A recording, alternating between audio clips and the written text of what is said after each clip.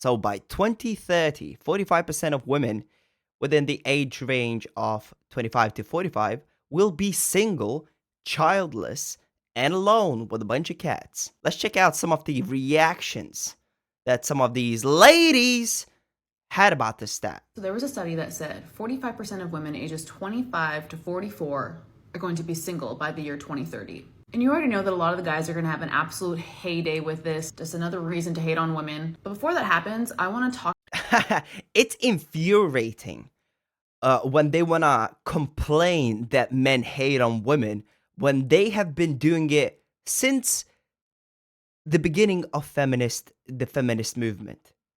Every year from that, the hatred of men just continue to grow and grow and grow. What's the narrative that they hold? They literally have marches screaming, "Stop killing us."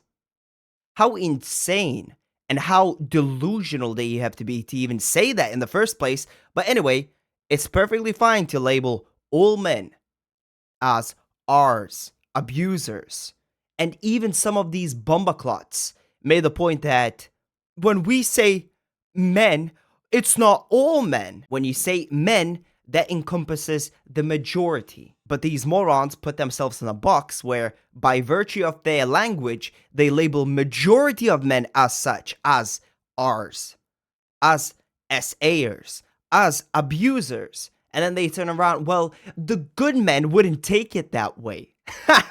It's absolutely hilarious how they want to claim that men hate women nowadays, when a bunch of these bumbleclots literally on TV shows and talk panels literally laugh about men having their genitalia cut off by crazy women, and they just laughed about it. The whole feminist movement indoctrinated the majority of women to hate men.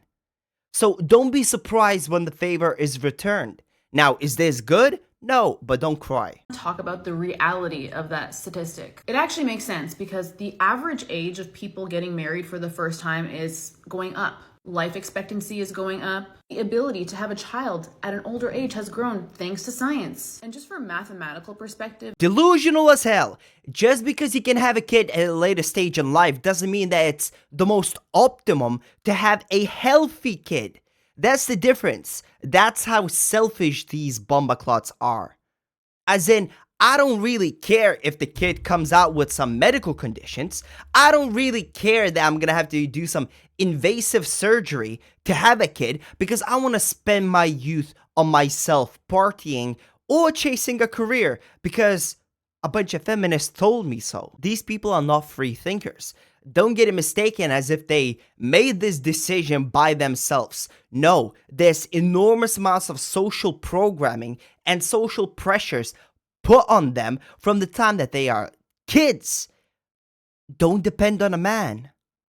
Chase a career. Instead of giving your youth to a man, and in return, he will give his peak to you, you want to spend your 20s partying, chasing a career. Well, guess what? When men reach their peak in like 30s and 40s, they're gonna spend it on themselves as well. You're gonna stay single, congrats. Maybe at the age of 50, then they might start to look at you. But even then, they will go for a woman 10 years younger. So you guys are cooked. if every woman between the ages of 25 to 44 got married at the age of 35, that number would be 50%. And this is just yet another tactic to try to scare women into settling for shitty relationships. To me, being single for the rest of my life is actually not something that terrifies me. Good, because you will. And FYI, shitty relationships, in that equation, she is actually the shit part. Because I am inherently happy with myself. And I'm not willing to jeopardize my peace and my happiness for a simple relationship with a man who does not treat me or love me the way that I love myself. Love myself. This woman is inherently insecure. Look at her lips. She has lip filler. You have to be a certain level of insecurity to go through procedures done when you don't have a disformity, you don't have anything wrong with you. Something's wrong in your brain so bad that you need to inject Botox or some whatever nonsense it is into your lips to make yourself look like a goddamn duck. Because men are going to treat women how they want to treat women. being single is not the worst thing that can ever happen to you. Yeah, it's gonna be real comfortable when she's 40, 50, when she reaches the age of 60.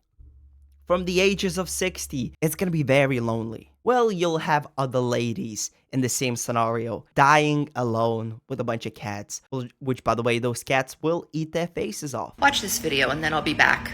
By 2030, 45% of working women ages 25 to 45 will be non-married, no kids, single. So what's wrong with that? So you might say, well, what's wrong with that? Can you see? She can be 20, she can be 30, she can be 40, she can be 50. She's still gonna be just as dumb as she was. They don't get smarter with age.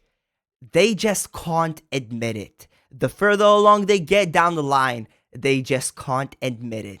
Because that means that they messed up their lives. If you think that you're gonna genuinely be fulfilled in life because you made money, best of luck to you. Okay, so he had one perspective. I'm going to give you another. And this one's coming from an actual woman who was single and child-free and fulfilled. When I was a little child in the 70s, my grandmother and her two sisters, all very well-educated women, especially for that time period, looked at me and said, never depend on a man. And I was like, I'm 5. But what they were trying to instill in me was that my independence was important. They knew that a good education, especially at that time, led to financial freedom. And when you have financial freedom, you make better decisions for your life. I was married for 22 years. We never shared a bank account and we never had joint credit cards. When I got my amicable divorce, my lawyer said it was one of the easiest that he had ever done. And I wasn't planning on getting divorced, but having financial independence definitely made it easier. And it helped me with the decision that it was time to leave. I never felt trapped. I knew that I had my own money, and I knew that I had 4 college degrees.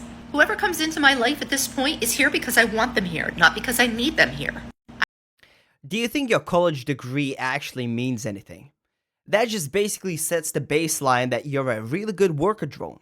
You can memorize things, you can answer questions as they need to be answered. Congratulations, you're a really good worker drone. You know what actual intellect looks like? Is when you're capable of understanding how your individual choices will inevitably lead to societal consequences. As in, on a micro scale, it's irrelevant. It's so small, it doesn't matter.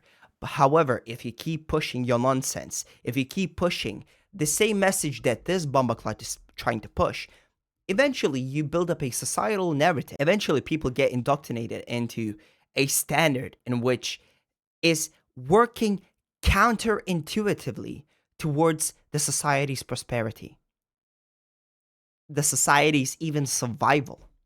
It's working against it. What does that mean?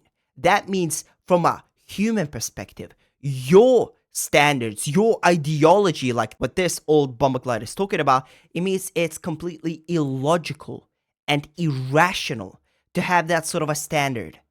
Because everything is contingent upon human survival. If you have a standard that is counterproductive to that, that means it's illogical and it's irrational. You get it? I'm pretty sure she doesn't. Your 4 college degrees didn't teach you that, did they? I have a fantastic and supportive boyfriend, and he's in my life because I want him in my life. He doesn't pay any of my bills. We don't live together, and I have no intentions of getting married. I have a fantastic and supportive family. I have a huge group of female friends. I have a job that I love. I have hobbies I adore. I feel valued. Every single time the conversation comes around the differences between men and women, it's always going to be discussed from the intellectual capacity and the physical capacity of men and women. What they never talk about is women's lack of proclivity towards society survival, just because it's emotionally stimulating. It's emotionally stimulating to be what she is right now. You can constantly emotionally stimulate yourself, because if you have a family, at some point you have to put those highs and lows to the side, because right now you have a kid. The attention, your full attention has to go towards the kid. Bro, how many ancestors of her barely survived for this bomboclat right here, right now to say, yeah, I'm just gonna live for myself. 50, I don't know, she looks 50. This is a 50-year-old child we're talking about here. This is literally a child She has never grown up. The difference between a child and an adult is the ability to take on responsibilities and understanding your duties as an individual. And fulfilling those duties, or at least attempting to fulfill those duties. She just basically ignored all of that. Why? Because she wants to be a boss babe, independent, feminist. I don't need no man. I don't want to have kids. Valued, connected, and fulfilled.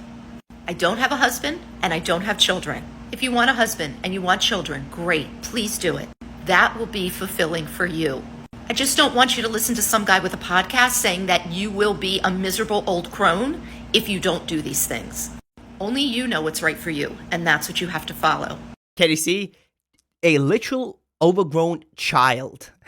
That's what children say. That's what children say. Do what's right for you. You don't have no duties or obligations to nobody but yourself. Isn't that wild? To give you the logical entailment of what she said, basically, if enough people do what she did, we no longer have people. Meaning it's illogical and irrational. Anyway, if you guys liked the video, please like, comment, and subscribe, and see you next time.